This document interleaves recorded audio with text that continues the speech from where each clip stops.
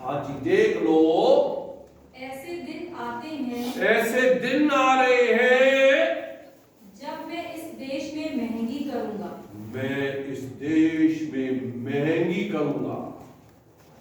हाँ जी, उसमें ना तो अन्न की भूख, उसमें अन्न की भूख नहीं होगी उसमें की, हाँ, और ना पानी की प्यास होगी, और ना पानी की प्यास होगी, परंतु यहोवा के वचनों के सुनने की ही भूख प्यास होगी। जिस वचन का तुम तिरस्कार कर रहे हो, जिस वचन को सुनने के लिए तुम आ नहीं रहे हो, चर्चेस सूने पड़े हैं, कलीसियाएं रो रही है, सबसे ज्यादा हमारा प्रभु यीशु मसीह रो रहा है। मेरे को सुनने कोई नहीं आता। पादरी के वचन नहीं, किसी प्रीस्ट के वचन नहीं। एक भाई ने मुझसे बहुत कुछ कहा, मैंने उससे कहा कि नहीं भाई, ये मेरी आवाज नहीं थी, ये होली स्पिरिट की आवाज थी। Yes pastor, you are right, आप सही कह रहे हैं।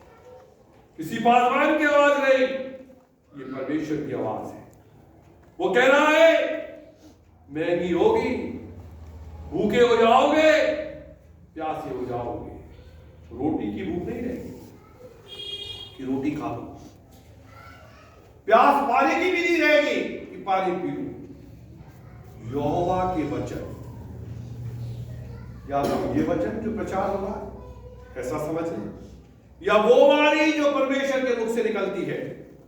बाइबल बार बार कह रही है कि भक्तजन आत्मा से उबार कर बोलते हैं, उनका बोलना बंद हो जाएगा, परमेश्वर का संदेश सुनाई नहीं देगा। पुराने समय में लिखा है, जिस समय रिबका गर्भवती हुई और रिबका के पेट में बच्चे थे, इन बच्चों का क्या हाल होगा, ये पूछने के लिए वो यहोवा के पास गए। कहां गई? यहोवा के पास। यहोवा के पास मंदिर में गए। सीरियल में हमने देखा, जब उसको पिक्चराइजेशन किया, एक बुजुर्ग सी औरत थी, वो उसके पास पूछने के लिए मेरा क्या हाल, रिबका या वो तामार जो जूदा से यहूदा से गर्भवती, क्या हाल।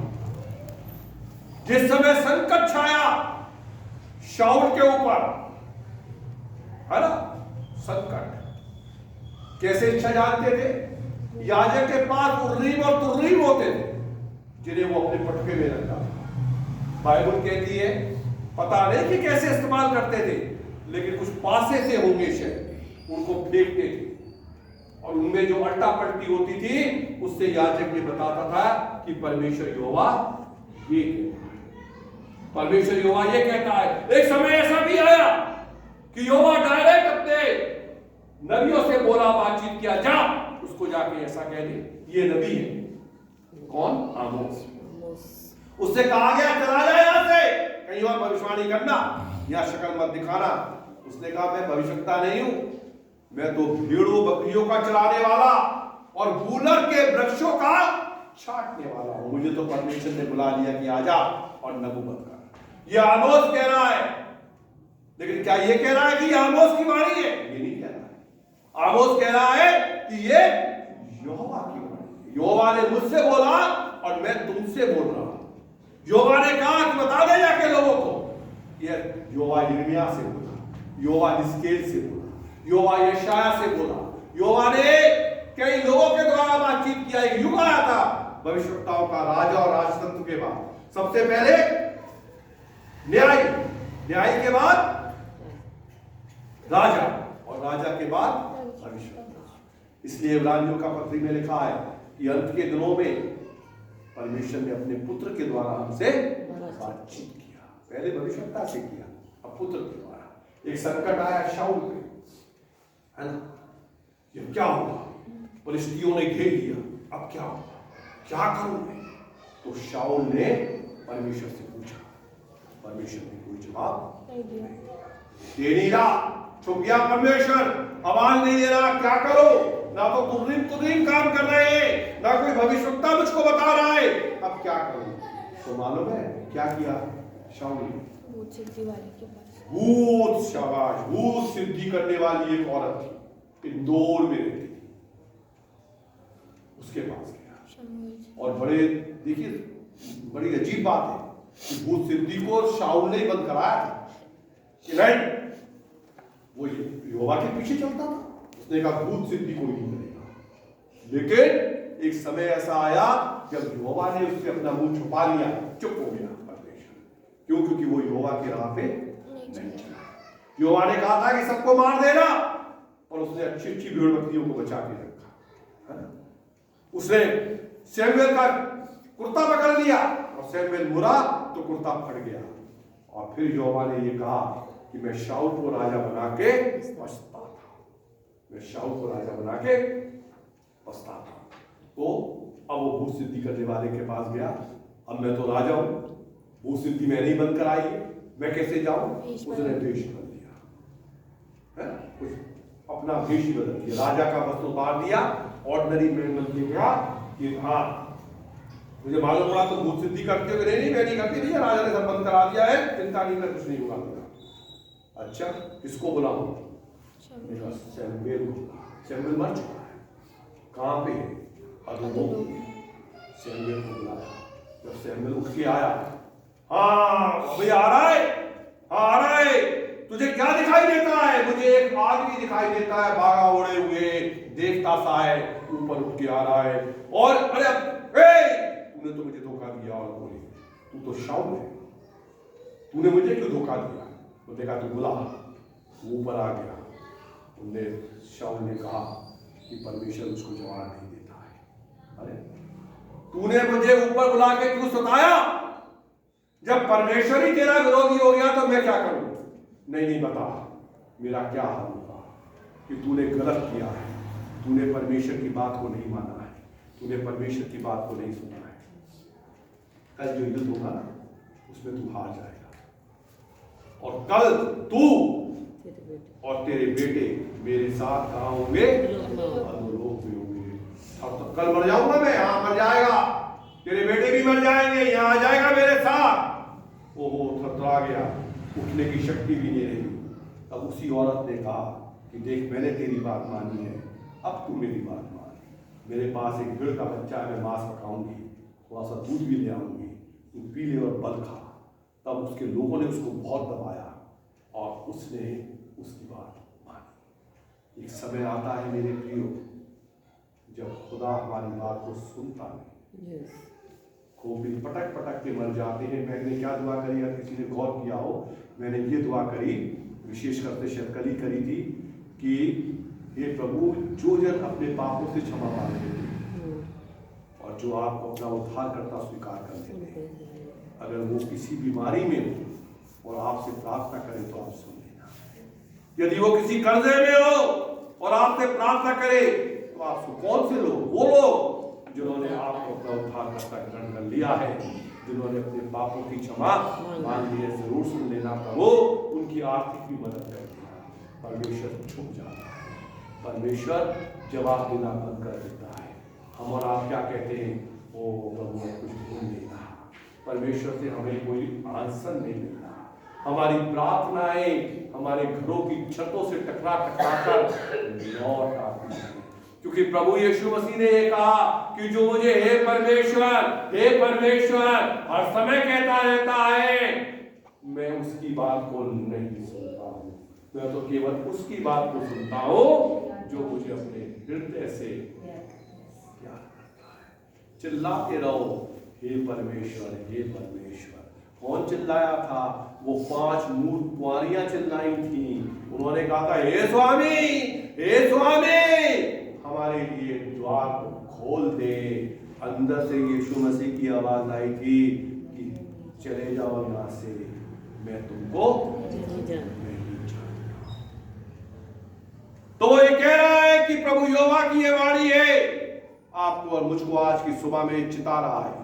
सन 2022 का ये संदेश मेरे और आपके पास आ रहा है, आ ये रहा है कि प्रभु यहोवा की ये वाणी है कि ना तो भूख रोटी की होगी और ना तो प्यास पानी की होगी, प्यास और भूख होगी परमेश्वर के वचन की। और उस वचन को पाने के लिए पढ़ लीजिए, और लोग यहोवा के वचन की खोज में, यहोवा के वचन की खोज में समुद्र से समुद्र तक, समुद्र कितने समुद्र है? 7 समुद्र पार तक जाने की कोशिश करेंगे। फोन लगाएंगे, हाँ भैया अमेरिका से बोल रहे हो, आप भैया हमको तो जवाब नहीं मिल रहा, तुम्हारे यहाँ मिल रहा है क्या? हमारे तुम्हारे पर मत आना, यहाँ पे भी जवाब नहीं मिल रहा है। समुद्र से समुद्र तक, और लिखा है उत्तर से पूरब तक मारे मारे फिरेंगे। मारे मारे फिरेंगे। क्या साहब क्या? हाँ भैया तलैया पे आप कह रहे हैं आ गया है कोई परमेश्वर का जन, चलो चले।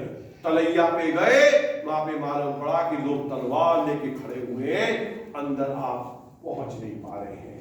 जिस वचन की हम कदर नहीं कर रहे हैं, जिस वचन को हम सुनना, अरे क्या यार कहां तक देखेंगे?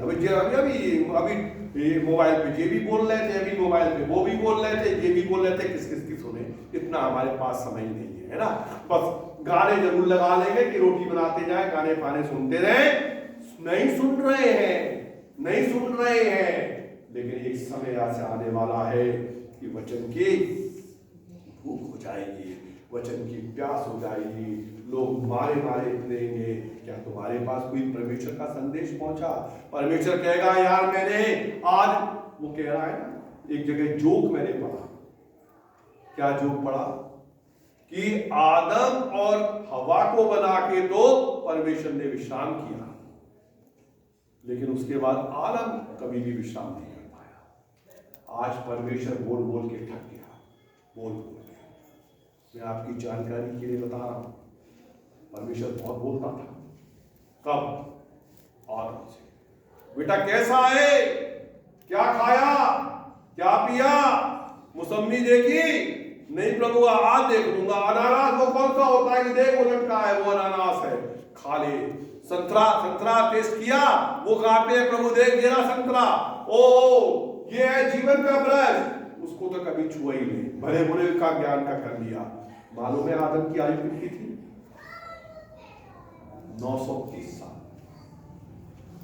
और सबसे ज्यादा आयु वाला जो आदमी हुआ वो मथुशेलह हुआ, जिसकी आयु थी 969 साल। कितने साल? 969। ये 930 साल तक परमेश्वर आदम से क्या करता रहा? क्या बोलता था?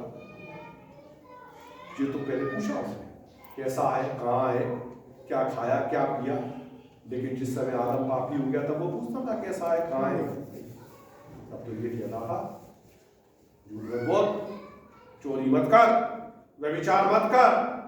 लेकिन बार बार जाके आदमी क्या करता था? कितने साल? 930 साल। परमेश्वर अपनी खोपड़ी पकड़ के शायद एक दिन बैठ गया। फिर उत्पत्ति के 6 अध्याय में परमेश्वर ने ये कहा, तीसरे पद में लिखा कि मेरा आत्मा सदा लो मनुष्य से विवाद करता नहीं रहेगा, क्योंकि मनुष्य भी प्राणी ही है। अब इसकी आयु 120 वर्ष की। कितने वर्ष की? 120 वर्ष की। सुईदा ऊपर से उतार के 900 साल। सुनता ही नहीं है यार। आपको एक एग्जाम्पल दे रहा हूं। मेरे घर में कोई काम करने वाली अम्मा है। अम्मा जी इस गिलास को देखो, यहां मत रखो। दूसरे दिन भी रखी, अरे अम्मा जी आपसे कल कहा था कि यहां मत रखना। तीसरे दिन भी रखी, अरे अम्मा तुम सुनती नहीं हो, तुम्हें 2 दिन हो गए कहते कहते कि यहां मत रखना, तुमने फिर रख दिया। चौथे दिन भैया आपको काम पे आने की जरूरत नहीं, बस हो गया। आप क्या हो गए? Fed up. कितने दिन में? 4 दिन। आप सुनते ही नहीं हमारी बात। तो दूध वाले को 3 बार फोन कर दिया कि जल्दी आ जा भैया, जल्दी आ जा, दही ले आ। तो फिर चौथी बार तो मैं उस पर चढ़ता गया कि तुमको शर्म नहीं आती, तुम बात को नहीं सुनते। सुन तो रहा हूं बाबू जी, कर तो रहा हूं, नहीं फेड अप है। कितनी बार हुई? 3 बार में 4। परमेश्वर बात कर रहा है 930 साल तक कि भैया सुधर गया। खोपड़ी पकड़ के बैठ गया। परमेश्वर ने कहा कि मेरा आत्मा सदा लो मनुष्य से विवाद करता नहीं रहेगा। इसकी आयु 120 वर्ष की। मनुष्य की आयु 120 वर्ष की। भजन संहिता 90 अध्याय के अंदर आयु और घट गई। वहां क्या लिखा है? हमारी आयु के दिन 70 तो होते हैं, 70 तो बल से चाहे बल के कारण 80 80 भी हो जाए। और आज हमसे वो राकेश बाबू कह रहे थे कि बताइए समझो बाबू जी कि 60 साल तक है ऐसे कह रहे थे। लेकिन वहां लूका रचित सुसमाचार के अंदर आयु केवल 1 वर्ष है। कब? ये अंजीर का पेड़ है, इसमें बहुत खाट डाला, 1 साल और देखो। इसमें बहुत पानी दिया, मालिक आ गया। मालिक मतलब परमेश्वर आ गया। कहां पे आ गया? मालिक के पास। मालिक आ गया मालिक के पास। भाई यार देखो, ये तुम्हारे यहाँ दाखलता में तो सही आ रहे हैं भाई, और ये तुम्हारे पपीते भी सही चल रहे हैं, सेब भी सही आ रहे हैं। जी क्या अंजीर का पेड़ भाई, ये तो यार मैं 3 साल से आ रहा हूं मैं बराबर, और ये तो तुम्हारा एक भी फल नहीं आता है। क्या करो भाई? मालिक तरह काट दो इसको। ये जमीन पे क्यों रहना है? माली मेरे ख्याल से हमारा प्रभु यीशु मसीह हाथ जोड़कर पिता के सामने खड़ा हो और क्या कहा? 1 साल और 1 साल और रहने दे, 1 साल मैं इसको खोदूंगा, इसमें पानी लगाऊंगा, खाद भी डालूंगा, अगर फले फल जाए तो अच्छा, नहीं तो अगले साल तो इसको काट दे। या हो सकता है वो माली मूसा हो, या हो सकता है वो माली आपका पास्टर हो, या हो सकता है वो माली आपका पिता हो, जो आपके लिए आपके निम्न परमेश्वर से प्रार्थना कर रहा है कि नहीं इसको जीवन दान दे दो, इसको प्राण दान दे दो, इसको बचा लो, आएगा फल आएगा, धीरज रखो, बदल जाएगा, छोड़ देगा शराब पीना, छोड़ देगा व्यभिचार, छोड़ देगा गंदगी, हाँ झूठ बोलना बंद कर देगा, धोखा देना बंद कर देगा, चोरी करना बंद कर देगा। थोड़ा सा देगा। अरे यार 3 साल से तो देख रहे हैं, तो सुधरता ही नहीं। 1 साल सन 2021 में हमने विजय पा ली और निकल आए। ओहो बच गए बच गए बच गए। कपिल शर्मा यूं कह रहा था, वहां सोड़ा। ये वो जो बुढ़े आदमी होते होंगे ना, वो रोज सुबह उठ के कहते होंगे आज भी बच गए, आज भी नहीं मरे, बच गए। डेल्टा भी आया, ओमिक्रॉन भी आया, उथल पुथल भी हुई, बच गए बच गए बच गए बच गए। लेकिन व्हाट अबाउट सन 2022 मेरे और आपके साथ क्या होने वाला है हमें नहीं पता। किसकी दुआओं से हम और आप चल रहे हैं हमें नहीं पता। कौन हमारे लिए प्रार्थना और विनती कर रहा है हमें नहीं पता। परमेश्वर बचाने वाला है। पादरी R.K. सिंह साहब, जो बुजुर्ग पासवान जिस कमरे में रहते थे,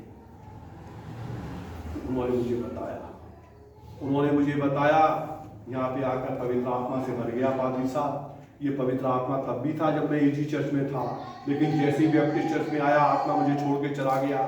आपको मैं उनका थैला पकड़ के चलता था, मुझे उस समय पता नहीं था कि मैं भी पासवान बनूंगा, कि भाई साहब चलो आप सर जा रहे हो विजिट पे, चलो मैं चल रहा हूँ। उनका थैला उठा के चलता था, मेरे कंधे पे हाथ रख देते थे, मुझे अपना बेटा कहते थे, है ना। और जब समय वो चले गए, उनके जाते ही मैंने चार्ज लिया और मैंने उस दिन यही प्रचार किया था कि जैसे एलीशा ने एलिया से ये कहा था उसके जाने के बाद कि तेरे पे जो अभिषेक है उसका दूना मुझको मिल जाए, मैं भी ये प्रार्थना करता हूँ कि जितना अभिषेक R.K. सिंह साहब पे था उससे दूना मुझको मिल जाए। वो मुझसे कह रहे थे कि पादरी साहब क्या हुआ, एक बार ऐसा हुआ कि मैं रात को सो रहा था और सोते सोते परमेश्वर की आत्मा ने मुझको उठा दिया, और परमेश्वर की आत्मा ने एक नाम बताया, उन्होंने मैं भूल गया, आप सूसन समझ लो। और परमेश्वर की आत्मा ने ये कहा कि pray for Susan, she is in trap, English में बोला परमेश्वर की आत्मा ने, यानी सूसन के लिए प्रार्थना करो। वो आज फंदे में, कौन सी सूसन, कहां की सूसन, कहां रहती है, कौन सा फंदा, क्या मतलब, कोई सवाल जवाब नहीं किया। उनकी पत्नी पास में सो रही थी, अपनी पत्नी को कह रहे थे पादरी साहब, ओ सॉरी पादरी साहब, पादरी का कह रहे थे बेटा मेरी पलंग के पास हम बोरी बिछा के सोते थे। बोरी मालूम है किसकी, किसकी बोरी, कि अपने घुटनों को हम देख कर प्रार्थना करेंगे। और मैंने अपनी पत्नी से कहा, कह रहे पादरी साहब उठो, परमेश्वर बात कर रहा है।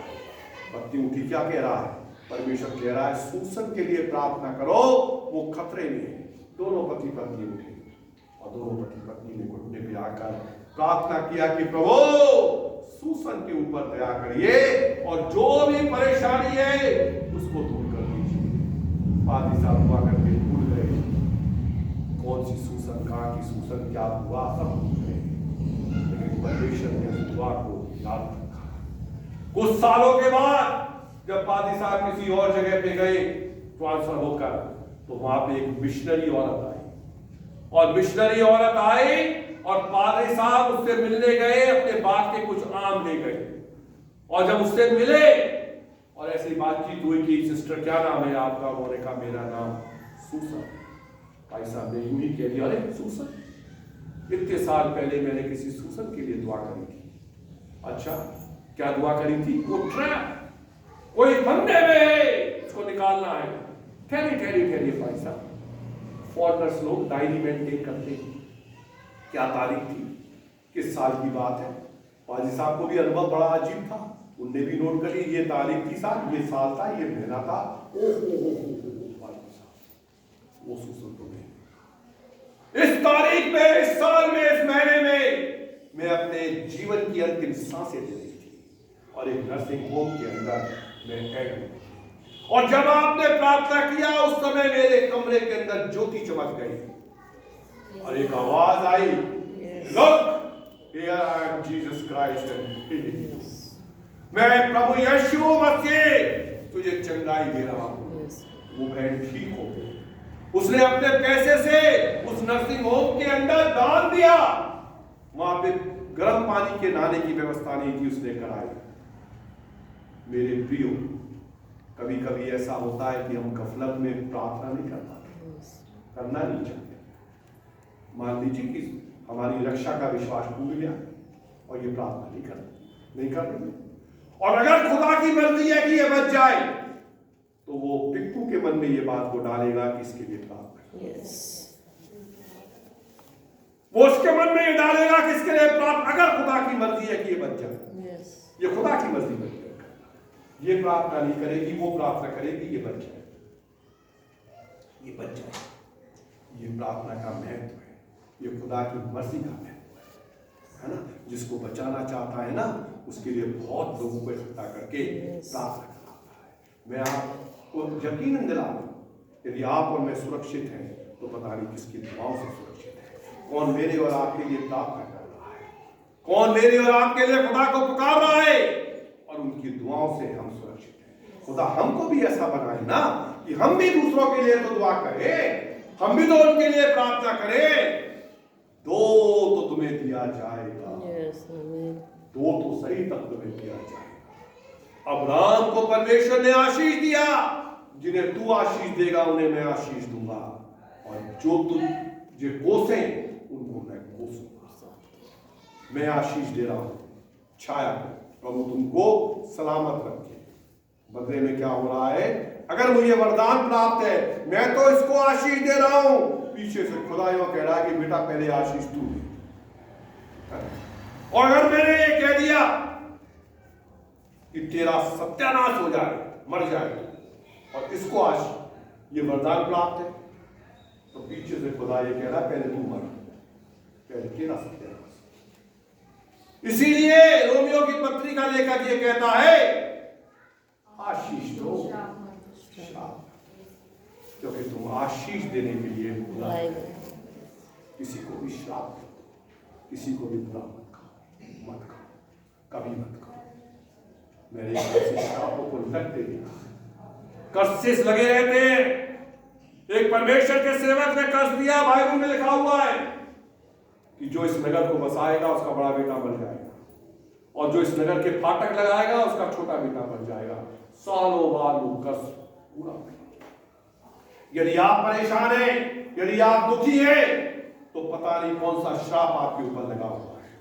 वो आपकी मां की तरफ से भी हो सकता है, वो आपके पिता की तरफ से भी हो सकता है, और वो श्राप टूटते हैं हमारे यीशु मसीह के नाम से। इस नए साल के अंदर आप उन श्रापों को तोड़िए, अपने घर के श्राप कुछ मत करिए। आप सबसे पहले अपने आप को देखिए कि मैं कैसा हूं। अगर आप आशीषित हैं, आप अगर बचे हुए हैं, एक गिलास में पानी ले लीजिए, आधे गिलास में, उसके ऊपर आप भी दुआ करिए, प्रभु मैं आपका लहू को इस पानी को करना और उसके ऊपर प्रार्थना करके अपने घर के चारों तरफ घूम घूम के छिड़क दीजिए कि प्रभु में शैतान की युक्तियों को, अंधकार की शक्तियों को और जो भी श्राप मेरे घर के ऊपर है इन सब आप करेंगे इसका, और प्रभु आपके तमाम श्रापों को तोड़ेगा।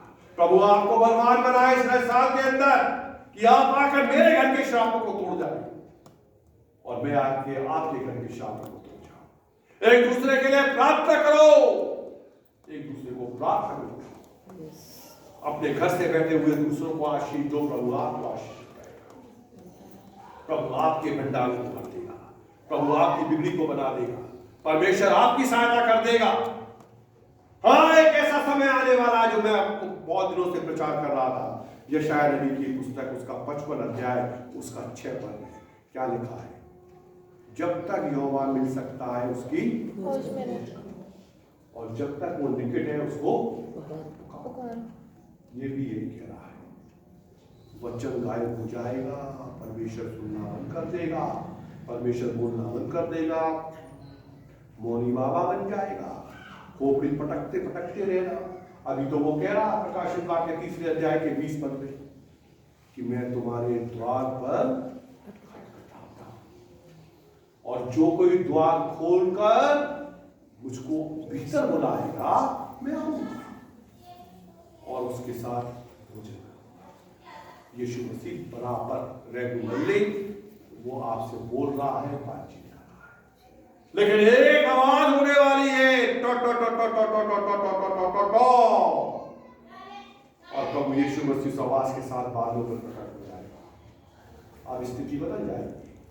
प्रभु यीशु मसीह अंदर है और आप और मैं बाहर है, और हम बाहर से अगर खटखटाएंगे तो कहीं ऐसा ना हो कि वो उनकी तरह हमसे भी कह दे ये कुकुर्मियों मेरे पास से चले जाओ तो कि मैं तुम्हें।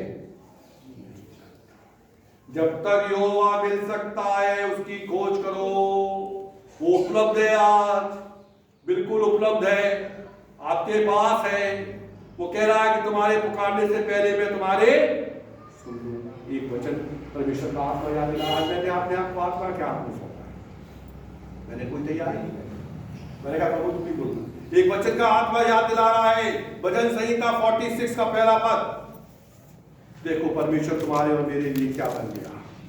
परमेश्वर हमारा शरण स्थान, परमेश्वर हमारा शरण स्थान है और बल है। शरण स्थान क्या होता है मेरे प्रियो?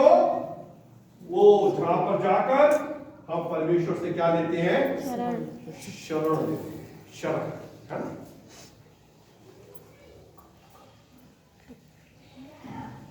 हाँ, थोड़ा सा आगे बढ़े।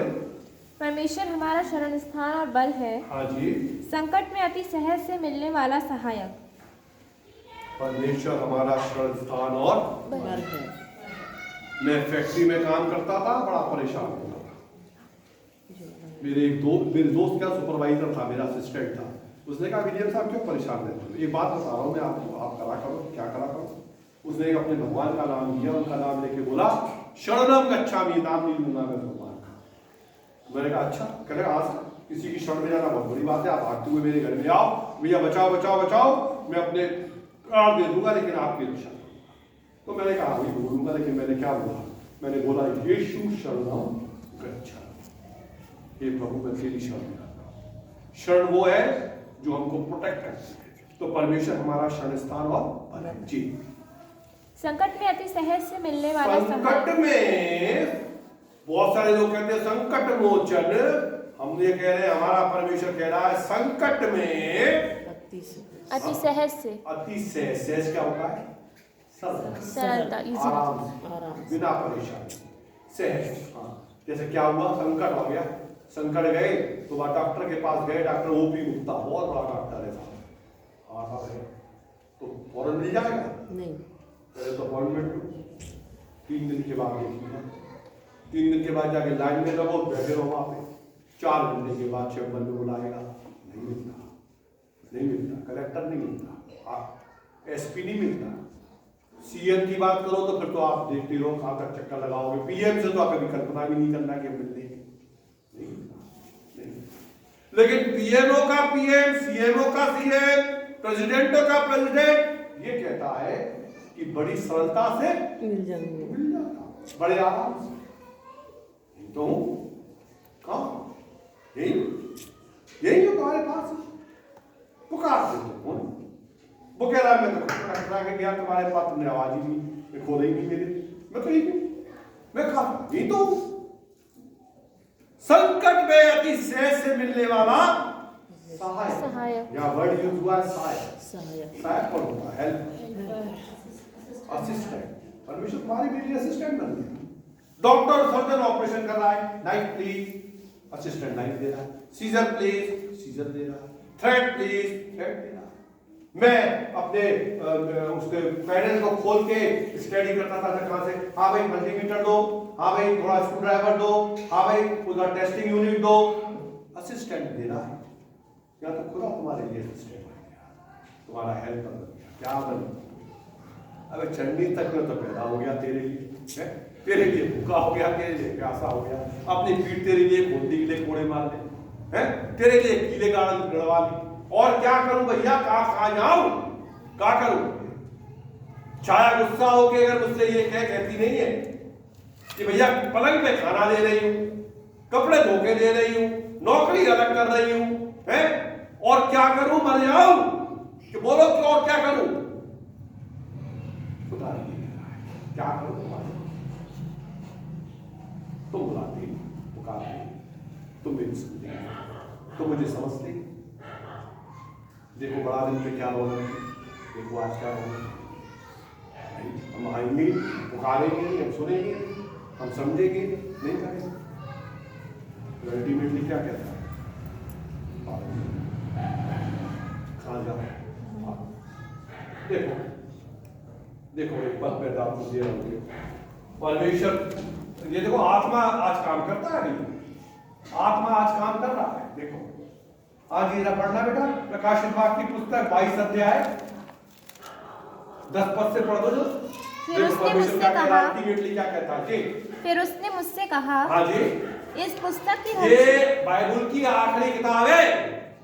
यहाँ तक आते आते परमेश्वर थक गया, अब क्या कह रहा? हाँ जी, इस पुस्तक की भविष्यवाणी की बातों को हाँ बंद मत कर। बंद मत कर, प्रोफेसी तो करता रहे, अपना काम तो करता रहे। हे प्रभु क्या करूं, कोई सुन ही नहीं रहा। हे प्रभु कुशल भूमि है, लोग कहते हैं दौलपुर के लिए कि बड़ी सख्त जमीन है। अरे बड़े बड़े मिशनरी आए, शेडर साहब आए, मूडी कार्टर साहब आए, इमानुएल साहब आए, यहाँ से लेकर वहां तक चक्कर लगाया। लोगों ने भांतिपुरा परिवार में सबके ऊपर जलती हुई आग देखी, ऐसा ऐसा काम हुआ। मिशनरी गए, लोग वहीं के वहीं आ गए जहां थे, कोई बदलाव नहीं, पथरीली जमीन। तो खुदा भी ये कह रहा है कि भविष्यवाणी की पुस्तक को बंद मत कर जे, क्योंकि समय निकट है। समय निकट है, टाइम इज ओवर। डंग डंग डंग डंग डंग डंग, घंटा बजने वाला है, तुरई फूटने वाली है, समय निकट है। जो अन्याय करता है, अब परमेश्वर थक के कह रहा भैया नहीं सुधरने तो क्या? जो अन्याय करता है वह अन्याय ही करता रहे, नहीं मानता कर, चूड़े में जी। और जो मलिन है, जो गंदा है वह मलिन बना रहे, वो गंदा बना रहे। भैया मेरी तरफ से भाड़ में जाओ जी। और जो धर्मी है, हाँ, वो धर्मी बना रहे, और जो धर्मी है वो धर्मी बना रहे। धर्मी बन जाओ, अपने प्राणों को बचा लो। हाँ, दूत ने आके कह दिया बहुत पीछे मुड़ के मत देखना, प्राण को बचा। वो फिर भी कह रहा है यही भैया वहां पहाड़ पे नहीं, भैया पहाड़ पे नहीं, देखो सोहर में भेज दे, आज चल तेरी ये बात नहीं मानती, वहां तो भग जा। आग बरसेगी, गंधक बरसेगी, कुछ भी नहीं बचेगा। एक टीवी पे मैं देख रहा था, उसमें कितने साल हो गए, बिल्कुल बिगिनिंग की बात है जब अब्राहम को बुलाया था। आज भी उस जगह के ऊपर गंधक पड़ी हुई है और वहां पे कुछ भी पैदा नहीं होता। कहां पे? सदोम और अमोरा में। परमेश्वर हमको चेतावनी पे चेतावनी दे रहा है, बच जाइए, बच जाइए, प्राणों को प्रभु इन वचनों के द्वारा आप सबको आशीष दे, आपको चिता दे, आपको बचा दे, मुझे बचा दे। आप मेरे लिए काम करें, मैं आपके